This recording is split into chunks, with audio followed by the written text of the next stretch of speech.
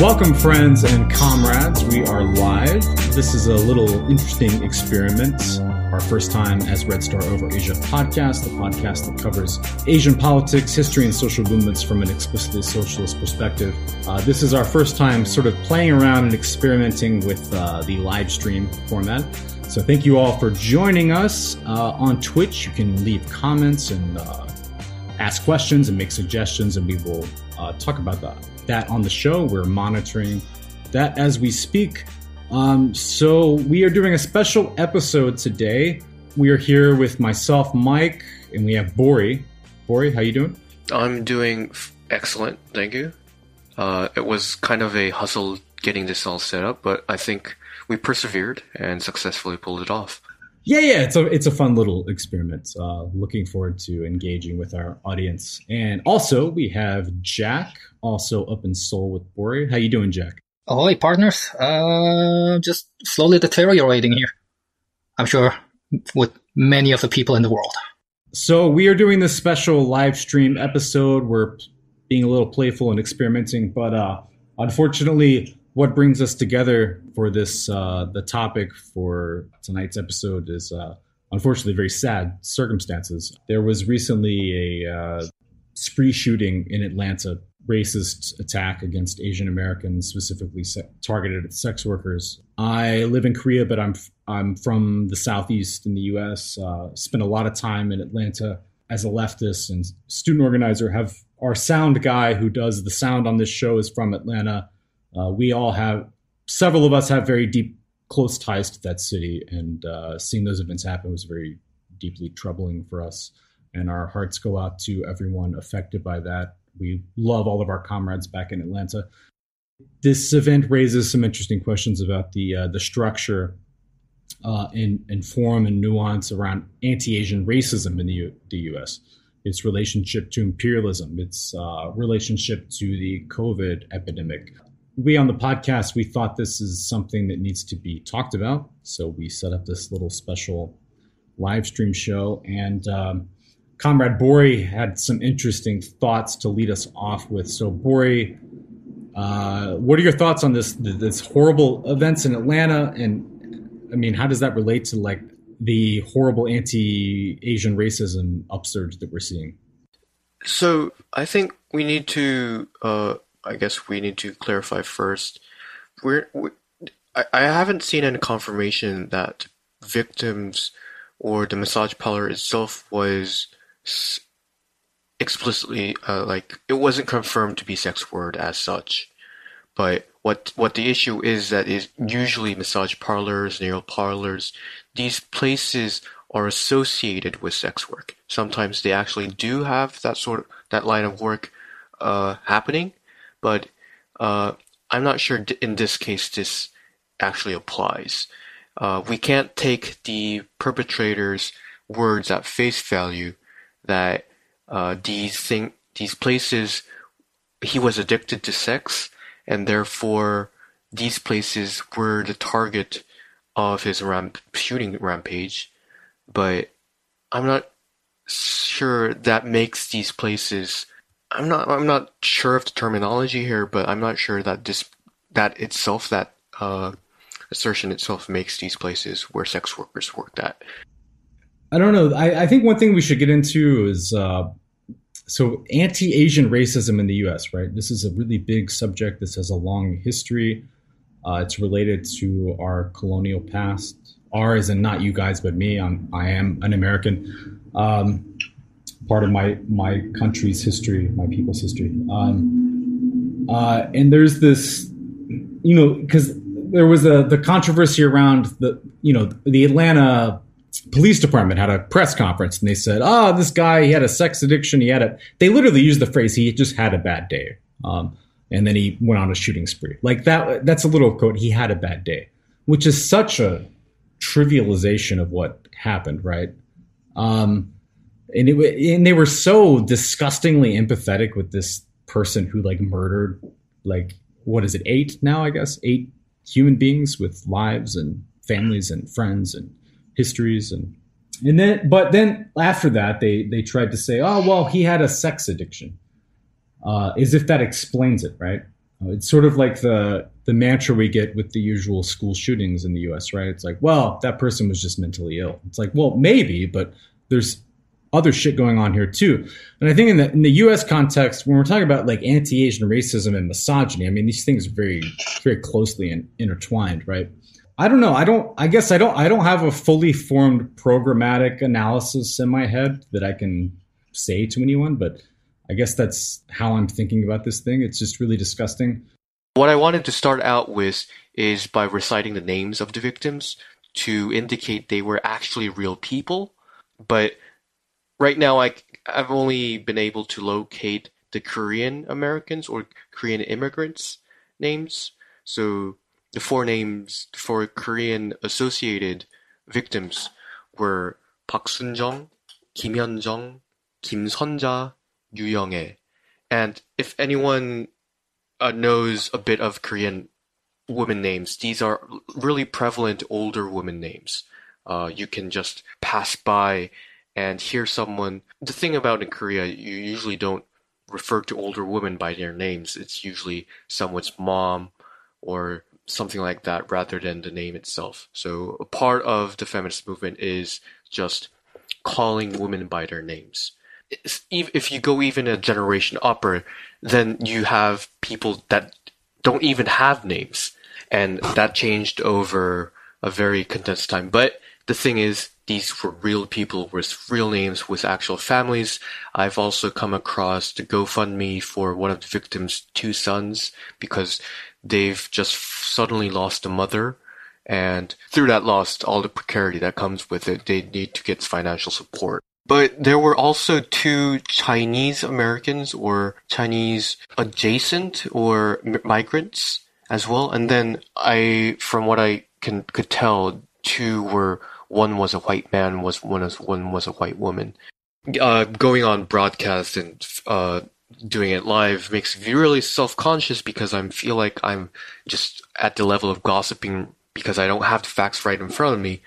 But from what I can recall is that in the US, the police don't release the details of the victims before they come into contact with the victims' families. But because the women that were working at the massage parlor were, in the case of the victim with two sons, that was, I think, the sons reached out to the police beforehand because these massage parlors are necessarily shady at times because the police target them for investigations every so often. And this sort of targeted policing has increased by, the number I saw was like 1,300% in the past few years. So they've really increased their policing of these in these parlors.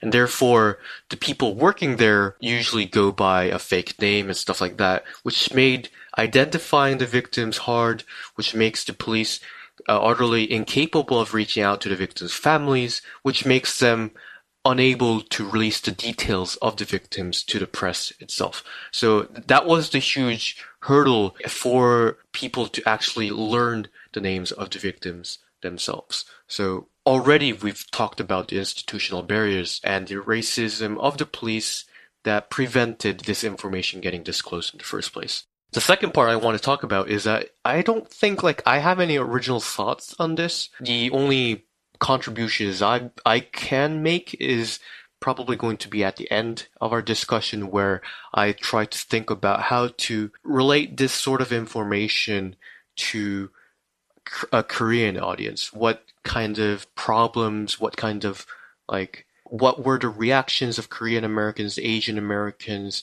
and other leftist organizers and activists on the ground to this incident?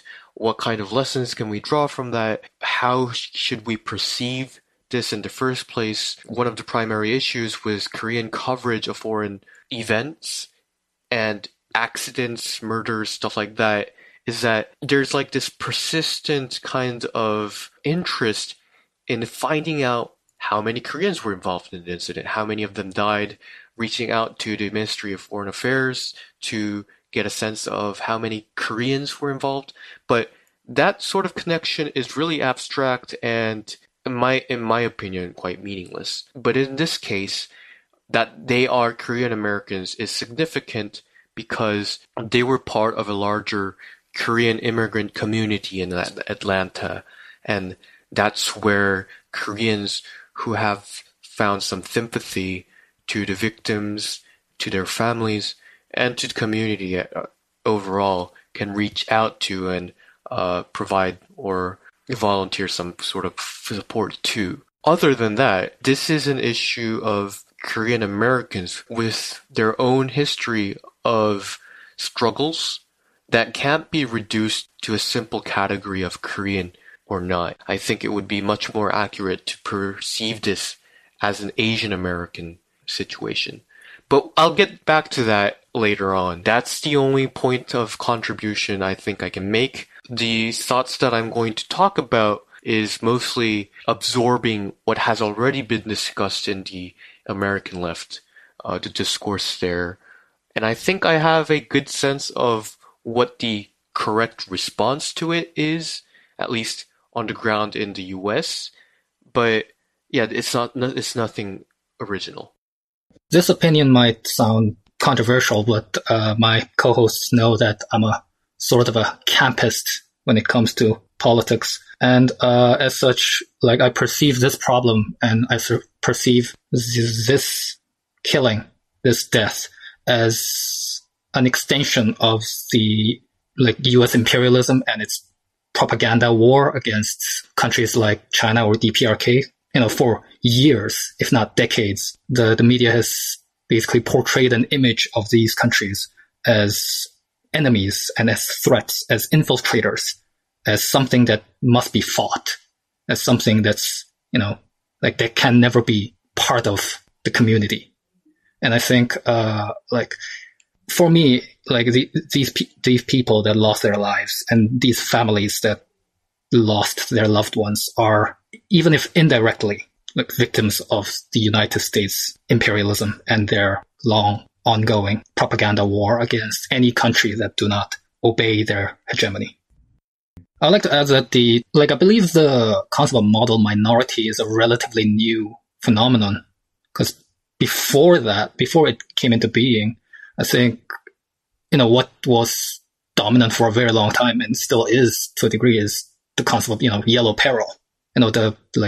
These teeming masses of Orientals are just pouring in to take, jobs that should belong to honest, God-fearing, white men. But here are these, hordes from the East with their strange, mysterious ways. Those very racist and Orientalist depictions like, Fu Manchu, just this scheming Oriental, this inscrutable. Yeah, so it's funny because when you go into early 20th century or late 19th century racist depictions, you have certain categories. You'll have quote unquote Negro. You would have I forgot what you just said, but you would have the Orientalist stereotype.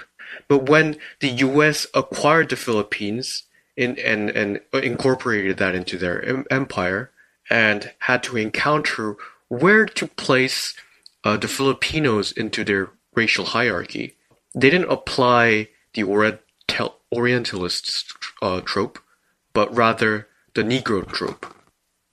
But it doesn't fit in perfectly. So you can see that in those days, the U.S. were really struggling to have a accurate racist depiction of the Filipinos.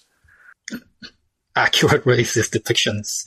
Yeah, because it wasn't there were clearly set depictions for the Chinese. There were clearly set depictions for the African Americans, but the Filipinos, this was something new. They had to have this racist caricature of it, but the categories they had set for it were not adequate for Filipinos. So they tried to get into Orientalist depictions. They tried to get into African American depictions, and they settled in with the African American ones. But they did it with a twist that the Filipinos could work hard and become civilized like the white man, which wasn't something granted for the African Americans.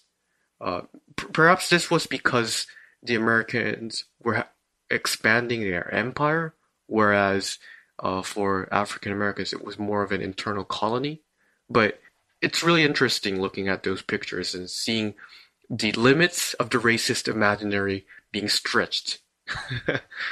So I think the racist imagination is that the Oriental that does not obey the say the imperialist authority is the scheming infiltrator like Fu Manchu, but the Oriental that does submit is, as Mike mentioned earlier, this sort of denigrated, almost meek drone that good at math, smart, can't fit in, but like quiet, but does his job. But like there is no like assertiveness associated in it as like before. So I think whereas women have always been that's for the Asian men. For Asian women, it would be so one of the crazy facts that I learned encountering these counter discourses was the connection. So Jack mentioned that he interpreted this as the result of U.S. warmongering against China. I don't think that's necessarily the case, because warmongering happened since Trump and his trade wars against China. So this has been happening for a while, as the hate crimes against Asians that has been counted to be in the thousands started last year after the corona outbreak. So the more direct cause behind this would be the depiction of Asians as carriers of the virus, depictions of China being the sole source for the virus, depictions of China as having the sort of conspiracy to destroy the world, etc., etc. Yeah. Whereas warmongering, it's more an abstract, over there kind of hate. No, I mean I'll just finish here. Yeah. The hatred kind of mongering had concrete objects to take out their hatred towards.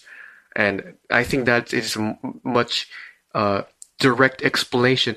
That said, obviously, and we'll get into this, the justifications, the institutional backings for this kind of derogatory depictions and treatment of Asian Americans is based upon U.S. imperialism, basically, yes.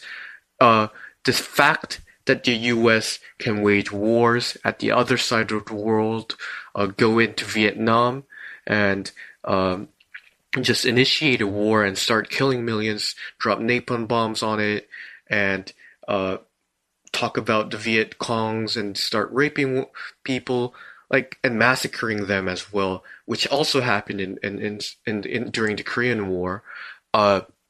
Obviously, is the institutional and historical background the basis for being able to treat Asian Americans like that in the first place. But I wouldn't connect the recent hate crimes with Chinese warmongering against China directly. I think it's more of a COVID-19 issue, and because this happened in the massage parlor, we also have to talk specifically about how Asian women are discriminated against on racist terms and sexist terms, rather than geopolitics. I'll say that my interpretation is actually what you you're in alignment with your interpretation, in that Sure. The only thing I would add is that, so my interpretation is that those depictions about coronavirus concerning China as China and Chinese as the carrier, and the Chinese authorities as a sort of conspiracy to spread it, is I believe a strategy by the U.S. imperialism in their attempt to shape, as we call it in the military parlance, shape the information space. So it is part of their imperialist aggression, and I would say, but indirectly, as I mentioned earlier. Sure. So I believe there are and two. It's also placing the blame not on internal inconsistencies, on total failure to respond to the pandemic, onto an external a scapegoat. So that's definitely involved. Yeah. But apart from that, I totally agree with you that that is only an indirect, more like overarching this environment around this event, and the more direct matter that we must engage it with is the racist, misogynistic depiction of Asian women within the cultural imagination of basically white supremacy. Yeah, so that's what I wanted to bring up. One of the interesting facts that I encountered through the counter narratives that I was looking into was that I quote, I'm probably going to bastardize the pronunciation, Mari Uehara on Twitter, that America's first restrictive immigration law was the Page Act of 1875, effectively banning Chinese women under the pretext of lewd or immoral purposes. It ended open borders. And what it means, the pretext of lewd or immoral purposes, is that the U.S. was viewing Chinese women as either being solicited or trafficked, and they were coming into the U.S. to become prostitutes. That's why they were seen as lewd or immoral purposes. And by banning Chinese women, which was not only banning the influx of Chinese women into the U.S., but it seems like they also deported all the Chinese women that had come into the U.S. till that point. So, and when this is the first restrictive immigration law, and that sets the standards and the basis for incoming limitations for immigration. And I think this is quite a strong case to show that the American psyche, the crucial element of white supremacy in the U.S., is based upon the sexualization and discrimination against Asian women. And that is the long historical trend that led up to the Atlanta shooting. It started out way before even the World Wars. So, like, this is, to an extent, we can say that this is constitutive of the American psyche. This sort of viewing Asian women as being solely existing for selling sex or trying to. And there's also a victim blaming here, because even if you accept that these women were being brought into the country through trafficking, like, you're placing the blame upon the women themselves for that. So if you just try to think through what the justifications is, nothing holds. It's just explicit, blatant misogyny and racism. The clothing that they wore were taken up as evidence for their lewdness, because they were different. And then, like, it's just mind-blowing how blatant these things can get. Another thing I would like to add to this is this. So white supremacist cultural imagination of like Asian and other sort of Oriental women and fetishizing them goes for like centuries and centuries, even like before the whole immigration ever happened. Because if you look at like art history and look at Orientalist art, one of the most popular subject of European Orientalist art is like, this sexualized Eastern women. Like, there are so many painters that painted their weird, fetishized, imaginary version of what they believed to be the Eastern, harem. like just imagining, say, like Turkish, like Ottoman Turkish, like palaces that they had no actual knowledge whatsoever about. So this kind of like Orientalist thought goes way back, even before they made actual like meaningful contact with these people. It's just like mind-blowing, as Boris said. I think there's one mistake that I think a lot of American leftists make when they look at the rest of the world is they view race through the U.S. context and then kind of project out on the rest of the world. But I think the thing about if we're talking about how Asian Americans fit into like sort of the hierarchy and the structure of white supremacy in the United States, white supremacist capitalism, because those things are intertwined with each other. It can be very misleading because the U.S. has a very peculiar, very unique racial structure in terms of how people are sorted and slotted into the hierarchy of the system. We have a very racially diverse working class. We style ourselves as the immigrant country, but obviously there's a certain racial group that's sort of hegemonic in that arena. But the thing about it, though, is that like I think that the LA riots in the 1990s, I think, illustrated this in an interesting way because again, to reiterate what I said before, there is a possibility for some ethnic groups to eventually assimilate into whiteness. It may take 50 years, like with the Italians or the Irish, but there's a possibility. Like whiteness is a very flexible category that can incorporate new ethnic groups that weren't previously considered white, depending on the needs of capital. But the interesting thing and unique thing about the U.S., about American capitalism, American white supremacy, is that there always has to be African Americans, because in order to have whiteness, you have to be able to define yourself against some other. So African Americans can never become white. So when we're talking about Asian Americans, they're sort of stuck in this weird thing. They're the model minority. People make jokes that they're good at math or whatever.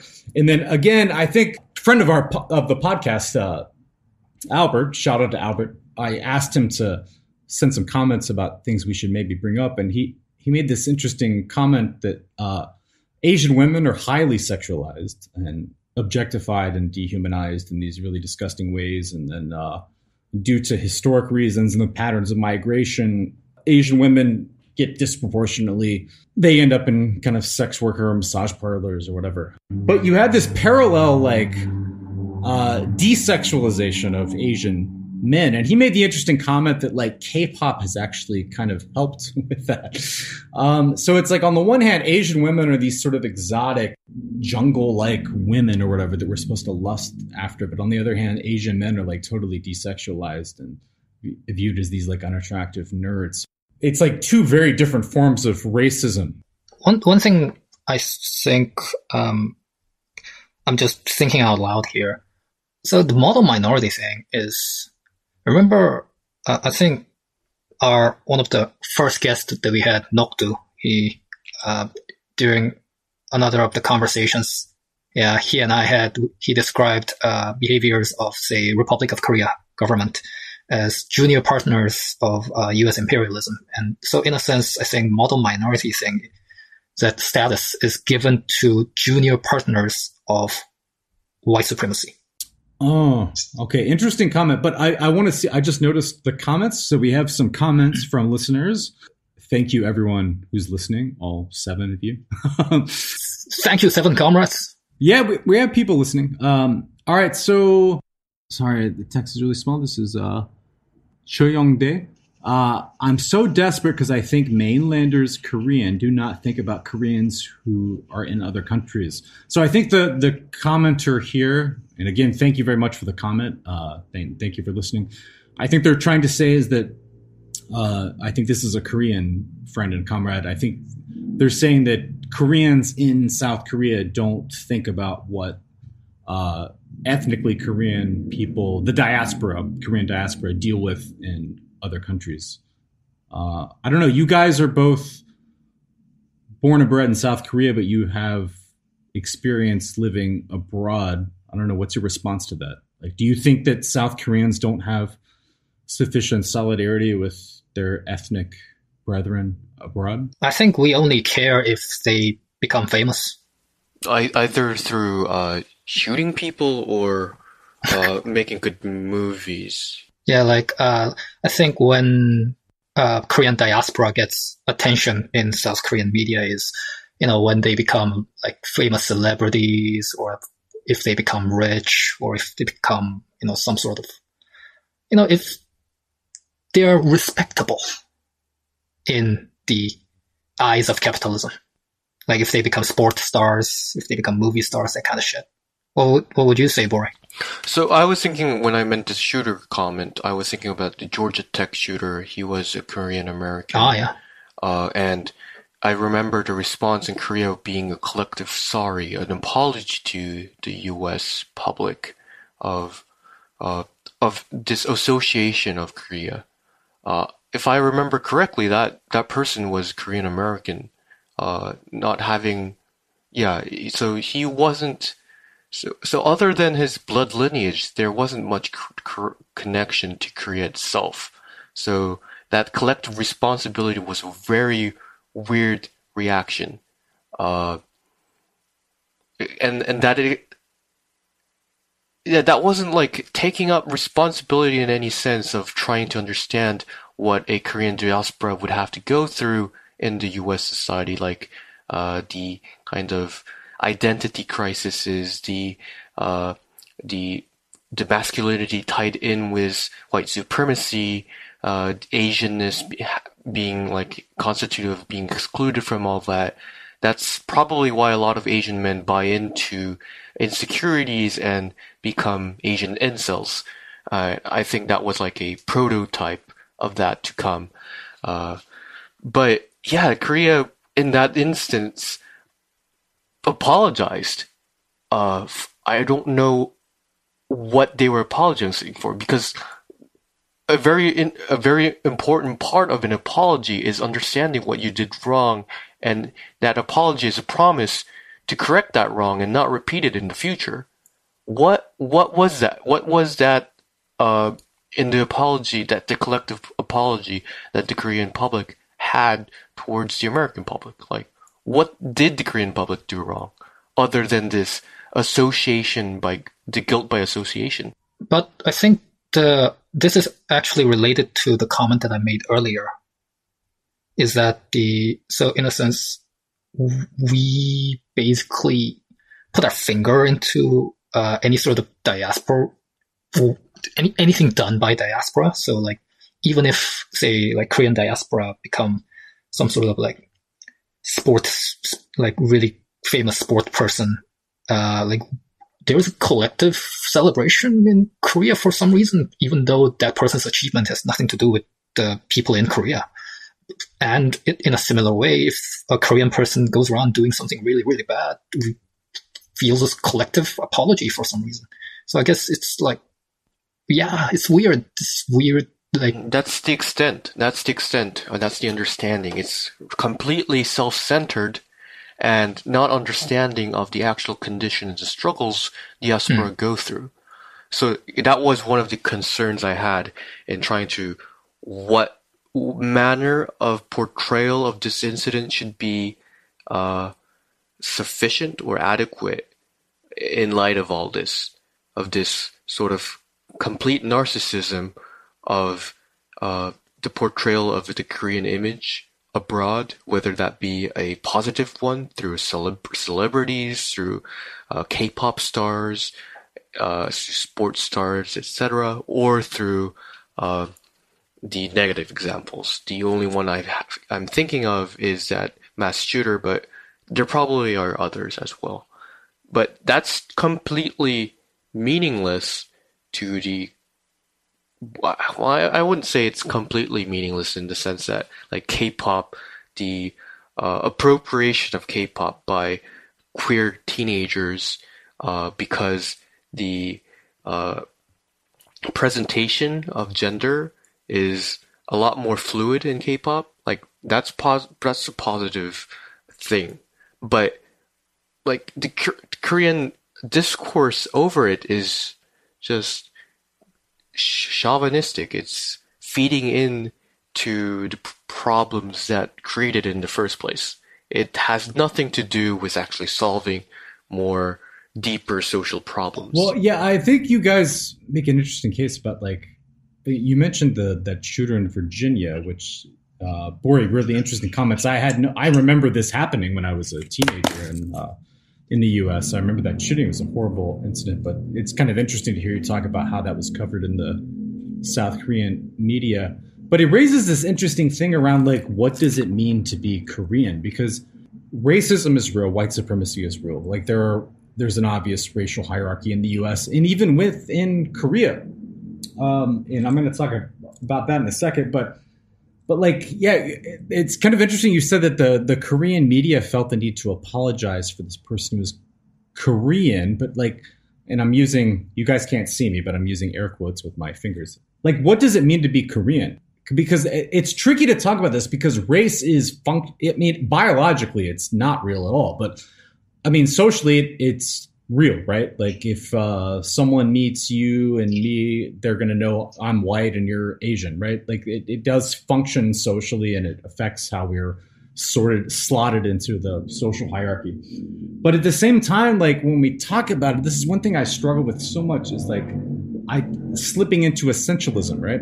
So like that kid you mentioned, that really deeply disturbed young man who had so much hate in his heart and killed all of these poor people at Virginia Tech. He was Korean. How and why, right? Like, is there some sort of Korean essence that floats around? And of course not. But also forced upon you through citizenship. So what constitutes a Korean? Basically, there is an institutional basis for that, citizenship. But that is a very determining factor. So there is no essence. I'm Obviously, not minimizing his marginalization. I'm sure that he did feel marginalized as an Asian American. Yeah.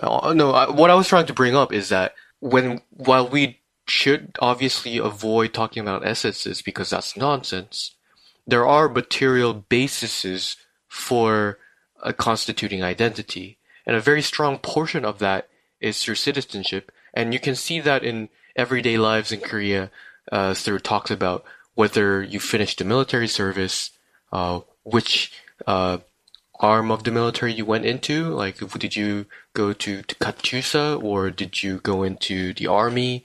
If you went to Katyusha, you're like assumed to have had it easy. Whereas if you went into like the front lines in the army, then, oh, well, okay, you're a real man, you're a real Korean. And usually I'll finish here, but usually the contempt Korean nationals have of Korean Americans living in Korea would be of their lack of doing that service or having no interest in serving their country, even if deep down they hate serving the country as well.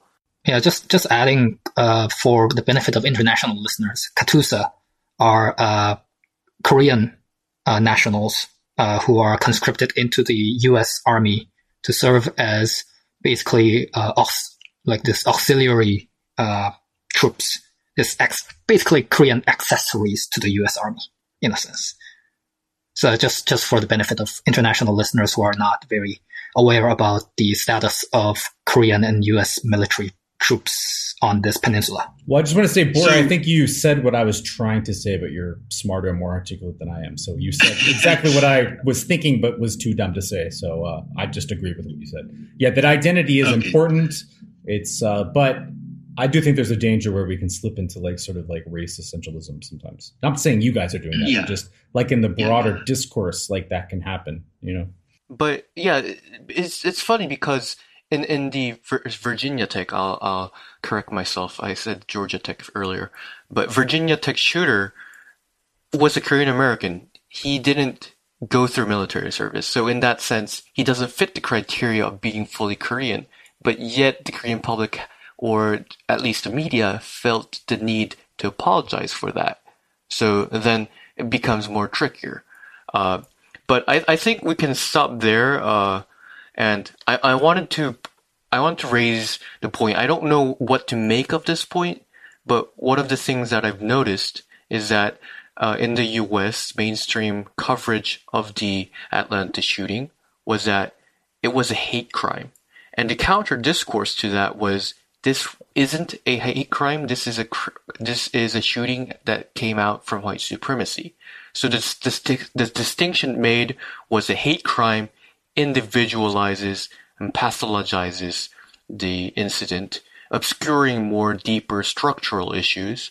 Whereas if you point out this is white supremacy, then you can connect it to U.S. imperialism, you can connect it to U.S. settler colonialism, and you can connect it to the immigration restriction laws that I mentioned earlier. But that is completely made invisible when the mainstream media frames this as a hate crime.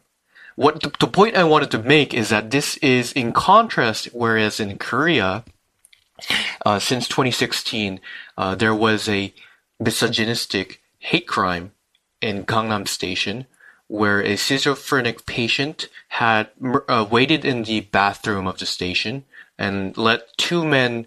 It was a I'm not sure what the word is, but it's a bathroom used for both sexes. It's a thing where buildings gender neutral bathroom. Gender neutral, but not because it's enlightened, but it's because it saves space. But anyhow, the murderer waited in the bathroom, let two men pass by, and then murdered the third person who came in, who was a young woman. Mainstream media and also the police, the institutions, and also male chauvinistic commentators tried to frame this murder as not a hate crime, but Jack, can you help me out here? 묻지마 범죄? Yeah, so it was not based on any sort of identity, but the killer was just indiscriminate. So was just a complete random, indiscriminate murder. That's how. Yeah, crime of opportunity, sort of a stochastic crime of opportunity. Yeah, and then the feminist opposition to that, the counter discourse in Korea was framing this as a hate crime. And that hate crime indicated that there was a structural misogyny operating here, that a schizophrenic doesn't just, and also the crime of opportunity was blamed upon the schizophrenia, and then that connected to wider bigotry against the mentally ill, etc. But when the feminist kind of framing of it was that this was a hate crime, that there was misogyny operating within this, and misogyny isn't an individual issue, it's already structural, it's already shared in society, it's like the air we breathe in, and therefore we need to be more conscious about that to actually effectively counter it. So I'm not sure where this discrepancy comes from. Why in the US hate crime is a term used to individualize the incident, whereas in Korea it was used to structuralize the incident.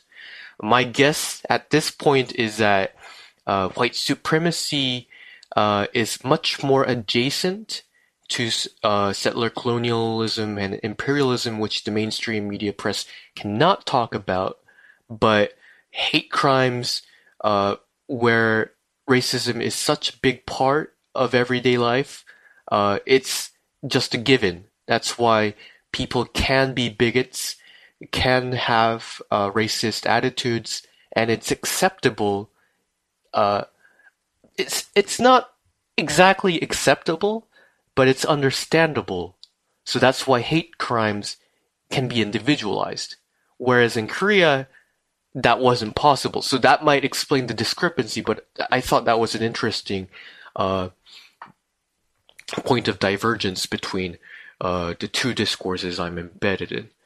And then in the U.S. context, to get us back to our subject, I feel like there's maybe a similar dynamic regarding Asian women.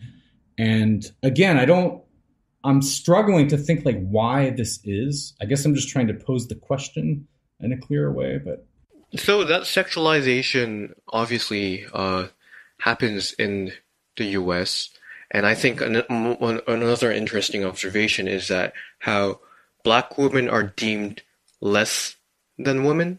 So they're always resilient. They're always resourceful. They're the heads of the house. Whereas, because like they're forced to be when you incarcerate a majority of black men in prisons. And then the black men will be hypersexualized. They're the ones that hypersexualize. This is in stark contrast to what we described earlier of Asians. Asian women being hypersexualized and Asian men being deemed less than men. And so I guess this has some sort of relationship with the internal racial dynamics of the hierarchy. What that is, I can't pinpoint right now, and then we have that interaction in the US, that mechanism in the US, and that kind of flows into South Korea.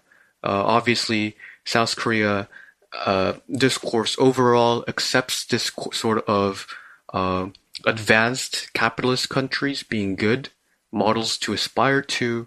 Sometimes, yes, the US might not be perfect, but we have Northern Europe, Scandinavian social democracies. Everything there must be perfect, so we aspire to become more like that. Whereas then there are the underdeveloped countries, which, to be more precise, is blatantly underdeveloped by whom? The West. How Europe underdeveloped Africa is a book I'm trying to read.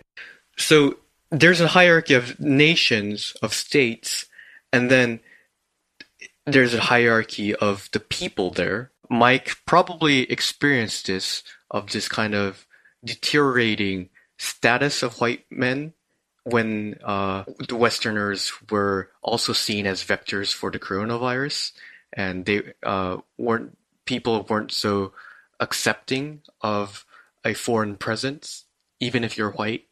So I think there's like at the top of the hierarchy, it's still Korean men, but they also have an anxiety of having their women being taken away from them by foreigners. Usually it's white men, because whiteness is also associated with the higher nation states in that hierarchy. So, dear listeners, wherever you are, please combat any sort of racism you see or encounter in your daily lives. Combat any sort of misogyny you encounter in daily lives, and combat any sort of narratives that's designed to build hatred towards any people, whether domestic or abroad, that's driving towards this kind of vicious and virulent kind of sentiment of hatred that's actually been on the rise for a very long time. Support any sort of people like Asian Americans, or like especially Asian women who are trying to build their own power and agency. Support them. If you are Asian American, or in the broader sense Asian women, you have our firmest and most wholehearted solidarity in your struggle to survive and to have more agency. Support your local comrades, support your local feminists, support your local organization, support the community. Oh, donate to the migrant trade unions, migrant workers trade union. That would be one thing, MTU. If you're in Korea, if you're in the US, we didn't put in much airtime into that discussion about the specific slut shaming and whorephobia of this incident, even if the workers themselves weren't sex workers. That hasn't been confirmed as far as I know. Red Canary Song is doing great work in organizing sex workers themselves and working in an abolitionist framework. But yeah, that would definitely be a place to look into and donate, and maybe even plug into your volunteer time to work for as well. Also, I'd like to add that if there are any listeners who are like activists who have views to add and insights to add, especially from like Asian American or like from a women's perspective, I think they'll be very welcome to come on the show and tell us about it. Absolutely. Yes. For folks listening, please email us at redstaroverasia@gmail.com with any ideas, show suggestions. We want to hear from you. We're making this podcast for you guys. So tell us what you want and we will provide the content. At Red Star Over Asia on Twitter, Red Star Over Asia on Facebook. Shoot us a message. We really would love to hear from you. Thank you all for joining, especially thank you to people who commented in the chat. We really appreciate that. It added to the discussion. We have a super exciting show lined up with a comrade to talk about Myanmar and the coup and resistance. Stay tuned for that. Thank you, comrades. Survive and struggle. Stay well. Stay healthy.